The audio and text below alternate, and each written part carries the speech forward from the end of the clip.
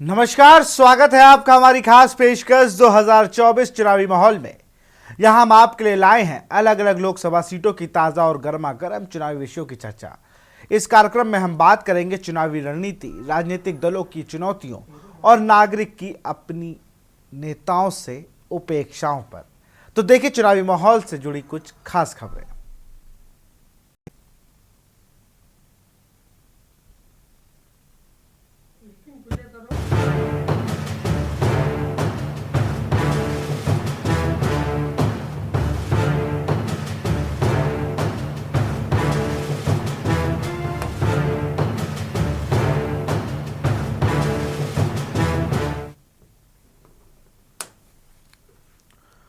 पश्चिम राजस्थान के बाड़मेर के थार रेगिस्तान का अहम हिस्सा आता है। ये जगह अपने मंदिरों, किलों और शानदार ऐतिहासिक विरासत के लिए दुनिया भर में मशहूर है। इस रिपोर्ट में देखिए।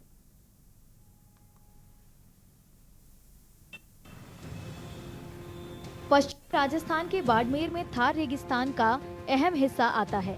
ये जगह अपने मंदिरों, किलों और शानदार ऐतिहासिक विरासत के लिए दुनिया भर में मशहूर है। बाड़मेर को देश के 5वें सबसे बड़े जिले और राजस्थान में क्षेत्रफल के हिसाब से तीसरे सबसे बड़े जिले के तौर पर भी जाना जाता है। बाड़मेर लोकसभा सीट को काफी अहम आंका जाता है। इसके तहत आने वाली 8 विधानसभा सीटों में जैसलमेर भी शामिल है। 2024 के आम चुनावों से पहले जैसलमेर के लोगों का कहना है कि बीजेपी के मौजूदा सांसद कैलाश चौधरी ने उनसे कई वादे किए थे जो अब तक अधूरे हैं। राजनीतिक विश्लेषकों का भी मानना है कि चौधरी के साथ विरोधी लहर है। कैलाश चौधरी मौजूदा केंद्र सरकार में कृषि राज्य मंत्री हैं। बीजेपी ने उन्हें बाड़मेर लोकसभा सीट से एक बार फिर मैदान में उतारा है। में लोक चुनाव में रुझान इस बार कांग्रेस के ही है। लास्ट टाइम हमने कैलाश चौधरी को बारे में अच्छा सोचा था, लेकिन उन्होंने जैसलमेर से 3 जो ट्रेनें थी वो भी बाड़मेर जाके स्टार्ट कर दी थी। और इस बार जो यहाँ पे आपसी जो लड़ाई थी कांग्रेस की, पोखरण और जैसलमेर में, उस चक्कर में आप भी चले गए थे। और जो बाड़मेर में जो ये निर्दलीय थे उन्होंने भी आपसी लड़ाई के कारण दोनों सीटें गई थी। लेकिन इस बार हम कांग्रेस लगभग 15-16 सीटें आ जाएगी। एंटी इनकम्बेंसी की बात करें तो कैलाश चौधरी के खिलाफ जैसलमेर के लोगों में इस बात को लेकर नाराजगी थी कि रेलवे को लेकर जिस तरह से रेल लाइन लंबी दूरी की नहीं चल रही है, जयपुर तक की कनेक्टिविटी नहीं है, उसको कई ऐसे मुद्दे जिनको लेकर कैलाश चौधरी से लोगों की नाराजगी है। कांग्रेस ने हाल ही में राष्ट्रीय लोकतांत्रिक पार्टी से आए उमेदाराम बेनीवाल को अपना उम्मीदवार बनाया है। उन्होंने भी आरोप लगाया कि बीजेपी ने बाड़मेर के लोगों से किए अपने वादों को पूरा नहीं किया। इस बार बाड़मेर जैसलमेर की जनता ने मन बना लिया है। बीजेपी की सरकार से जनता का मन उब गया है, क्योंकि बीजेपी के सांसद मंत्री रहते हुए बाड़मेर जैसलमेर की जनता के लिए कुछ खास कर नहीं पाए, विशेषकर किसानों के लिए कुछ नहीं कर पाए। किसानों को बहुत बड़ी उम्मीद थी मोदी सरकार से। 2023 तक आय दुगनी की बात कर रहे थे, वो तो मुद्दा ही छोड़ दिया। और आय दुगनी कितनी हुई है सब किसानों को पता है, सब पूरी जनता को पता है। उसके साथ साथ बिजली और पानी के जो मुद्दे थे उनके ऊपर कोई खास काम नहीं हुआ और खाली छोटी घोषणाओं के अलावा कुछ नहीं किया। हालांकि बीजेपी के कैलाश चौधरी का दावा है कि पिछले 5 साल में उनकी तरफ से किए गए कई काम अगले 5 साल में पूरे होने वाले कामों की नींव है। आने वाले कल में भारत विकसित राष्ट्र बनेगा और हमारा जो बाड़मेर जैसलमेर है वो भी निश्चित रूप से आगे बढ़ेगा, क्योंकि बाड़मेर जैसलमेर हो चाहे राजस्थान हो, सब जगह पर एक ही है कि हमारे देश को विकसित बनाना है। जब तक छोटे से छोटे गांव का विकास नहीं होगा, जब तक गरीब का उत्थान नहीं होगा, तब तक भारत विकसित राष्ट्र नहीं बन सकता। तो मुझे लगता है कि जितने भी काम हुए ये आने वाले समय के अंदर, ये तो अभी नींव रखने का काम हुआ है, असली मीनार अगले आने वाले 5 साल के अंदर होगी। राजस्थान में लोकसभा चुनाव 2 चरणों में 19 और 26 अप्रैल को होंगे। बाड़मेर में दूसरे चरण में 26 अप्रैल को वोटिंग होगी।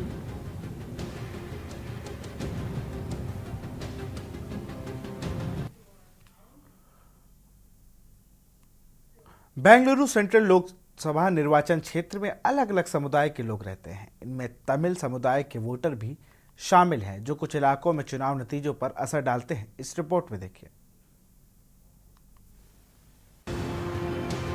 बेंगलुरु सेंट्रल लोकसभा निर्वाचन क्षेत्र में अलग अलग समुदाय के लोग रहते हैं। इनमें तमिल समुदाय के वोटर भी शामिल हैं, जो कुछ इलाकों में चुनाव नतीजों पर असर डालते हैं।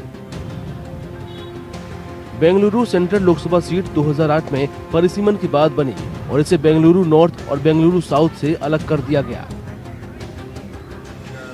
निर्वाचन क्षेत्र के तमिल इलाकों में से एक रामचंद्रपुरा में रहने वाले लोगों को आम चुनावों से पहले उम्मीदवारों से अलग अलग उम्मीदें हैं।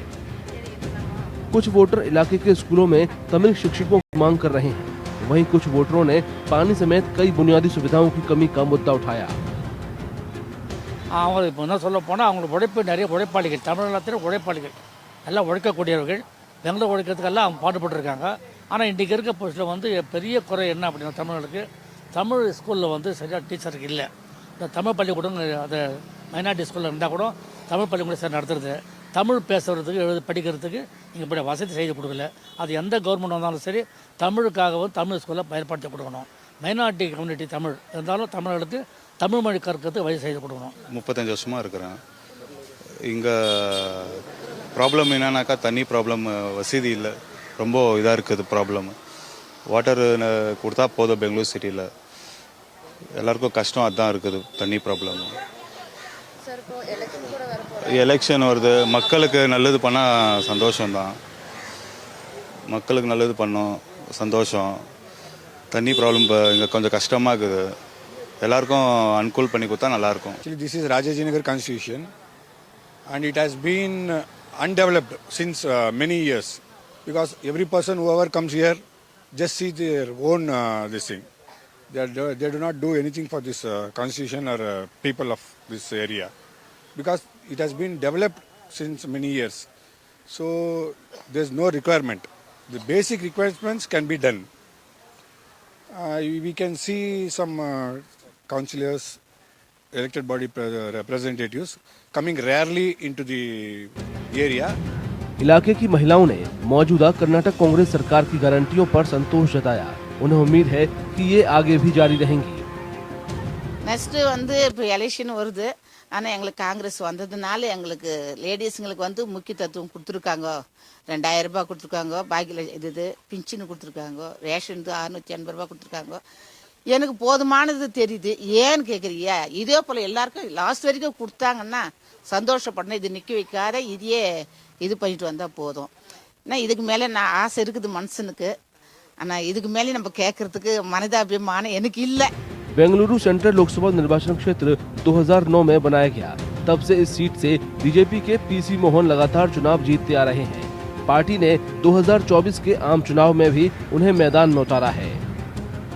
दूसरी ओर कांग्रेस ने इस सीट के लिए पूर्व केंद्रीय मंत्री के रहमान खान के बेटे मंसूर अली खान के नाम का ऐलान किया है। कर्नाटक में लोकसभा चुनाव के दूसरे चरण में 26 अप्रैल को और तीसरे चरण में 7 मई को वोटिंग होगी।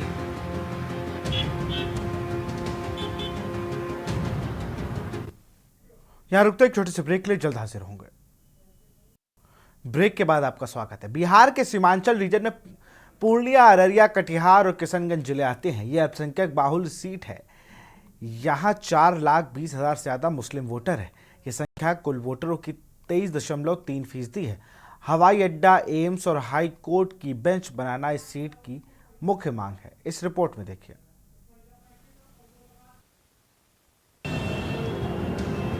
बिहार के सीमांचल रीजन में पूर्णिया, अररिया, कटिहार और किशनगंज जिले आते हैं। पूर्णिया लोकसभा सीट कटिहार और पूर्णिया में फैली हुई है। ये अल्पसंख्यक बहुल सीट है। यहाँ 4,20,000 से ज्यादा मुस्लिम वोटर हैं। ये संख्या कुल वोटर की 23.3% है। हवाई अड्डा, एम्स और हाईकोर्ट की बेंच बनाना इस सीट की मुख्य मांगे हैं।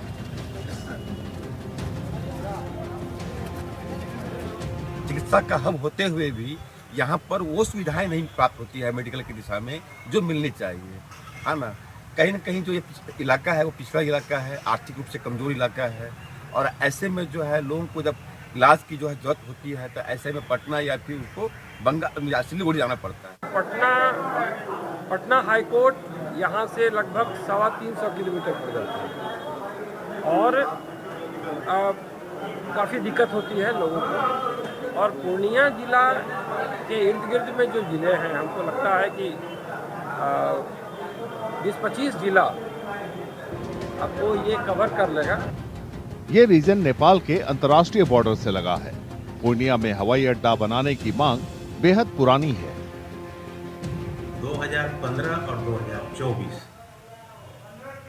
डबल इंजन की सरकार और एनडीए की सरकार 10 वर्षों में पूर्णिया एयरपोर्ट की शुरुआत नहीं हो सकी। इससे बड़ी उपेक्षा, इससे बड़ी प्रताड़ना और उपेक्षाओं का सर्वश्रेष्ठ उदाहरण देश में कहीं मिल नहीं सकता है। लोगों का पलायन और बेरोजगारी कटिहार के मुख्य मुद्दे हैं। कटिहार देश के सबसे पिछड़े जिलों में एक माना जाता है। सामाजिक आर्थिक इंडिकेटर बेहतर बनाने के लिए इसे 2018 में केंद्र सरकार के जिला कार्यक्रम में शामिल किया गया था। कटिहार की अर्थव्यवस्था खेती पर आधारित है। किसी जमाने में इसे बिहार का जूट कैपिटल कहा जाता था। यहाँ जूट की 2 मिल थी। कटिहार गंगा, कोसी, महानंदा और बरांडी नदियों से घिरा हुआ है। यहाँ हर साल बाढ़ तबाही मचाती है। स्वतः सारे के सारे उद्योग यहाँ पर बंद हो गया। हम लोग तो बेरोजगार हो गए, कहीं का नहीं रहे। किसी तरह का हम लोग के साथ जो परेशानी है कि किसी भी तरह का अपने परिवार को पालन पोषण करने के लिए कोई भी काम करने को हम लोग तैयार हो जाते हैं, चाहे वो छोटा से छोटा काम नहीं हो। 200 रुपया 300 रुपया कमाने के लिए जो 8 घंटा परिश्रम करते हैं, वो कमर तोड़ परिश्रम करना पड़ता है, तब 2 वक्त की रोटी हम लोगों को नसीब होता है। कटिहार के एक 20% ऐसे लोग हैं जो गंगा और महानंदा और अन्य नदियों के कटाव से जो प्रभावित लोग हैं, जो विभिन्न बांधों पे, सड़कों के किनारे, रेलवे लाइन के किनारे रहते हैं, उन पे ये जो योजना है उसका लाभ नहीं मिल पाता है। कारण कि वो विस्थापित हैं, उनका घर किसी न किसी नदी से कट गया है, जो विभिन्न बांधों पे रहते हैं, सड़क के किनारे रहते हैं। और जब ये इलेक्शन आता है तो एक मुद्दा बनता है, और इलेक्शन खत्म होने के बाद जीत के लोग जाते हैं, फिर वही ढाक के 3 बात। शिक्षा, स्वास्थ्य और बेरोजगारी किशनगंज के वोटर्स के मुख्य मुद्दे हैं। अक्सर यहाँ के बेरोजगार रोजी रोटी कमाने के लिए दिल्ली और पंजाब तक जाते हैं। इसके अलावा डॉक्टर कलाम एग्रीकल्चर कॉलेज को यूनिवर्सिटी का दर्जा देने की भी मांग की जा रही है। किशनगंज से लोग पलायन होके जाते हैं दूसरे जगह रोजगार के लिए, तो यहाँ पर अगर फैक्ट्री हो और फैक्ट्री में भी यहाँ के लोगों को प्राथमिकता दी जाए। जैसे कुछ फैक्ट्री यहाँ पे है, बनी है, लेकिन बाहर के लोग उसमें जॉब कर रहे हैं, कोई बात नहीं है, कहीं के भी लोग पूरे हिंदुस्तान में कहीं भी जाके जॉब हासिल कर सकते हैं। लेकिन किशनगंज से जिस तरह से बड़े लेवल पे लोगों को जाना पड़ता है, तो हमें लगता है कि उसके लिए थोड़ा सा गुजारिश है कि काम होनी चाहिए। 12th करने के लिए बच्चे कोटा चले जा रहे हैं, पटना चले जा रहे हैं, वहाँ शिक्षा ग्रहण कर रहा है। तो जब मरवाड़ी कॉलेज जैसा पुराना शिक्षण संस्थान यहाँ बीएन मंडल यूनिवर्सिटी के अंदर में रहा है, तो ऐसे शिक्षण संस्थानों में अच्छे क्लासेज को शुरू करवा के, अच्छे प्राचार्य आचार्य को इसमें डाल के शिक्षण संस्था को बेहतर बनाया जा सकता है। क्लासेस शुरू होंगे तो बच्चे क्लास में पहुंचेंगे, बच्चे शिक्षित होंगे, और जब यहाँ के बच्चे यहीं पर शिक्षित होंगे तो यहाँ का शिक्षा व्यवस्था में जरूर सुधार होगा। डॉक्टर कलाम कृषि कॉलेज खुला है। मुझे लगता है कि डॉक्टर कृषि कलाम कॉलेज जो है वो माननीय मुख्यमंत्री जी का, नीतीश कुमार जी का एक सपना है। इसे एक यूनिवर्सिटी का दर्जा दिया जाए तो एक और बड़े दायरे में बातें आएंगी और लोगों को इंस्पायर होने में, और या बच्चों को जो हमारे छात्र हैं वो ज़्यादा इस पे झुकेंगे। क्योंकि यूनिवर्सिटी हो जाएगी तो यूनिवर्सिटी होने का मतलब हो जाता है कि एक बड़ा दायरा हो जाता है और यहाँ पर लोगों को फ़ायदा मिलेगा। अररिया के वोटर्स को महंगाई और रोजगार के मौकों के अभाव की शिकायत है। उनका कहना है कि बार बार उनकी शिकायतों और नेताओं के वादों के बावजूद कुछ भी नहीं हुआ। हम लोग कुछ छत्ता वगैरह भी नहीं लगा सकते, ऐसे ही धूप में दुकानदारी करना पड़ता है। 1 महीना 2 महीना पर अतिक्रमण होता रहता है। हम लोग गरीब आदमी है, कहाँ जाएंगे? बाहर भी जाएंगे तो वही कोई काम नहीं मिलेगा, क्या फसल वाला काम। किसको कौन देता है? अपने पेट सब भरता है, किसको तो रोजगार देता है। लोकसभा में बिहार के 40 सांसद हैं।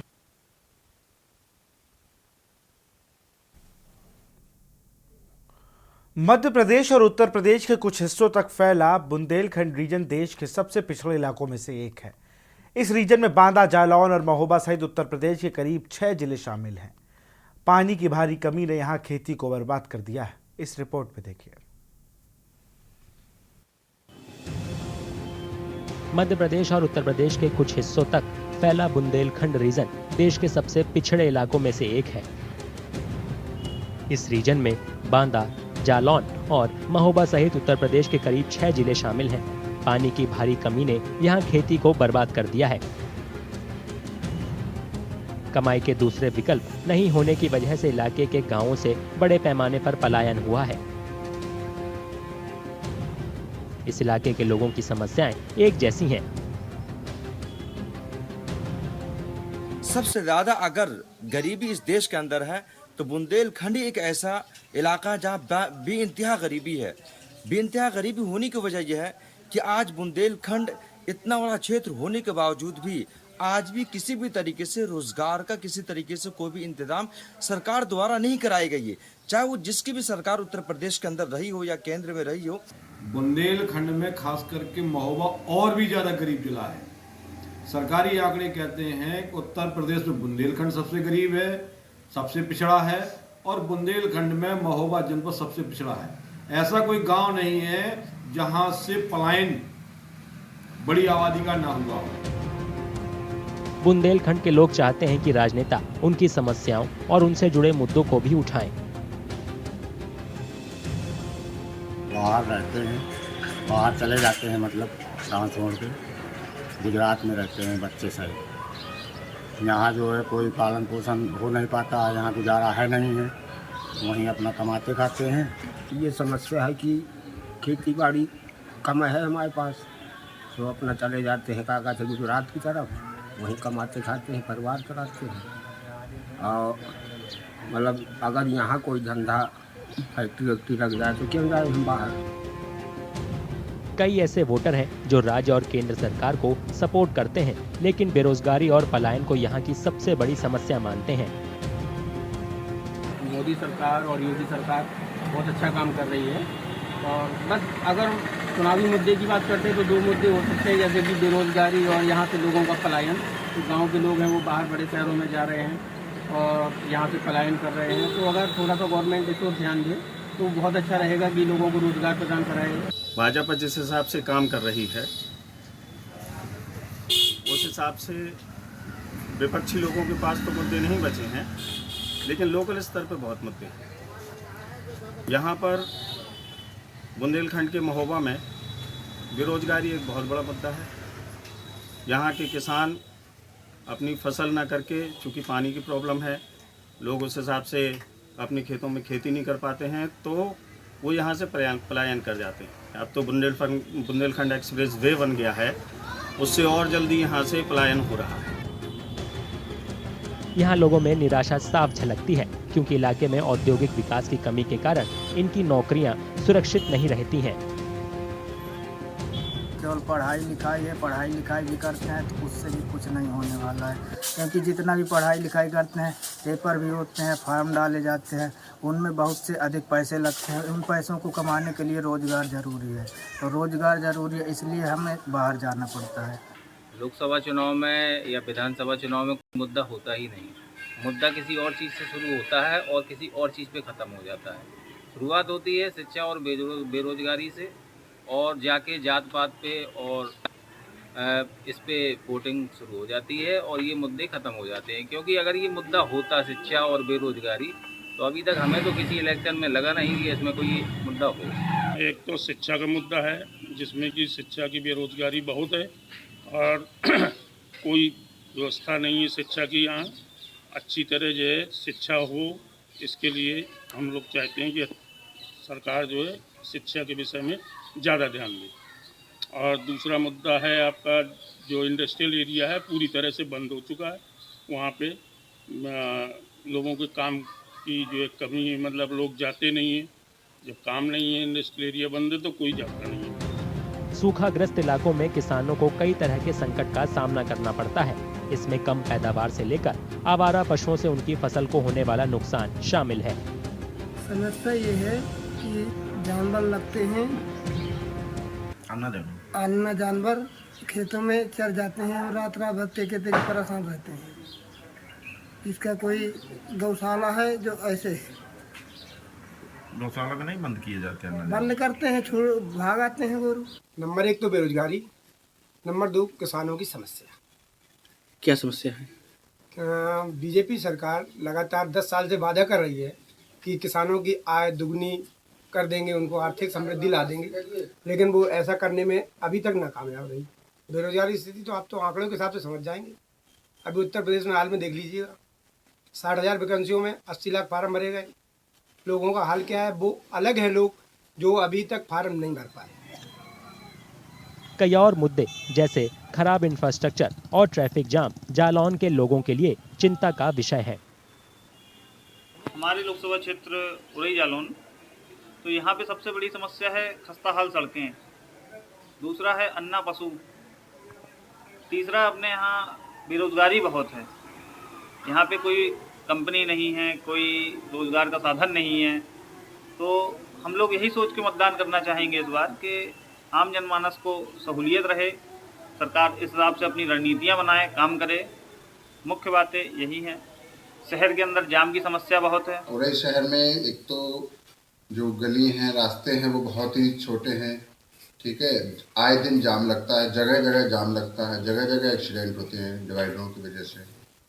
जो जनरल जो लोग हैं उनको बहुत दिक्कत होती है। एक तो ई रिक्शे की इतनी भरमार हो रखी है कि बहुत ज़्यादा परेशानी होती है लोगों को, मोटरसाइकिल चलने वालों को, पैदल चलने वालों को। तो इस पर थोड़ा सा सरकार को ध्यान देना चाहिए, ये बहुत ज़रूरी है।